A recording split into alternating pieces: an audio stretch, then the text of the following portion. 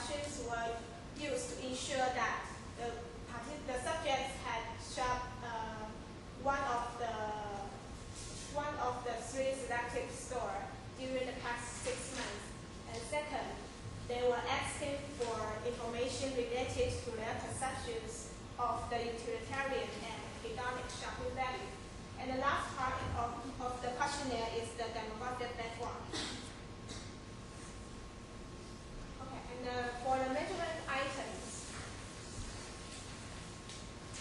the 11 items was designed to the hedonic shopping value, and the 4 items were designed for the utilitarian shopping value by using the 7-point Likert scale. And 1 means strongly disagree, and 7 means strongly agree. And let's see the example of the hedonic shopping value. It says, while shopping, I felt a sense of adventure. And if you totally agree with this, you just mark at strongly mark at 7. If you not agree with that, please mark at 1. And whereas the utilitarian example says that while shopping, I found just the items I was looking for. If you agree with that, you just mark at 7. And if you don't, please mark at 1. And for the data analysis, the MONOVA were used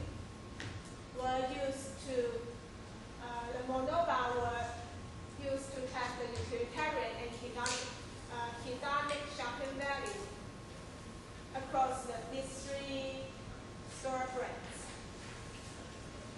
And then the post-hoc test were including non-pro comparison and box counter were used to further evaluate the significant differences between a specific retail brand in perceived shopping value. The post-hoc test is designed that the researcher has obtained a significant omnibus feed-F test with the factor that consists with the 3 or more means, and then they will use post-hoc to test which the means are significant difference from each other. So really appreciate our interpretation, the explanation here. When we had a meeting, I asked Irene to offer you guys the explanation on the post-hoc. So I took another look at the explanation here. How many groups? 3 groups, right? And we didn't find out there's a significant effect on these 3 groups, but we don't know which 2 going to be there's significant between these two, or the other 2. So we did actually after test, you need to conduct another test called post-hoc test to test which 2. There's a difference between these 2 and the other 2 and the other 2. So totally how many? 3.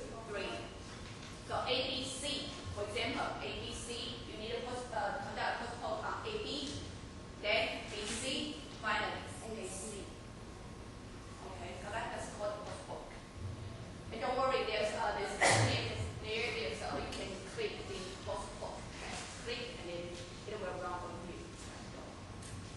And so for the results of the participants, a sample of 118 students, and their average age is 21 years old. And their academic discipline including engineering and nursery, liberal arts and fine arts, and also the business social scientists. And the Caucasian students are the majority of the sampling with the 78%, and followed with the African Americans and Asian representing, Hispanic and Latinus representing. So about the reliability, the Pampa alpha of these 2 variables shows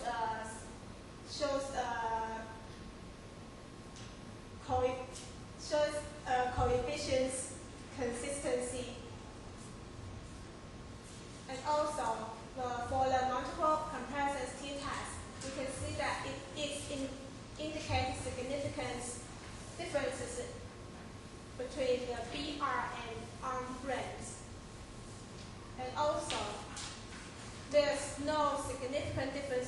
for the store brands in the utilitarian shopping value, as we can see. There's no significance in the utilitarian. And for the focus contrast, it indicates that there's a significant differences in the shopping value and the utilitarian shopping value for the BR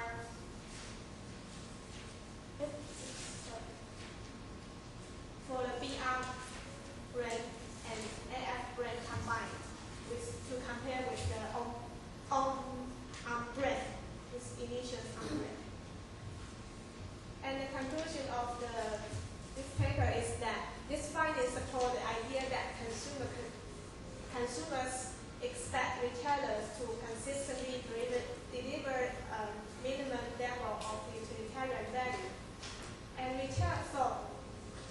retailers should be made for that, regardless of the excitement and fun delivered in the shopping experiences.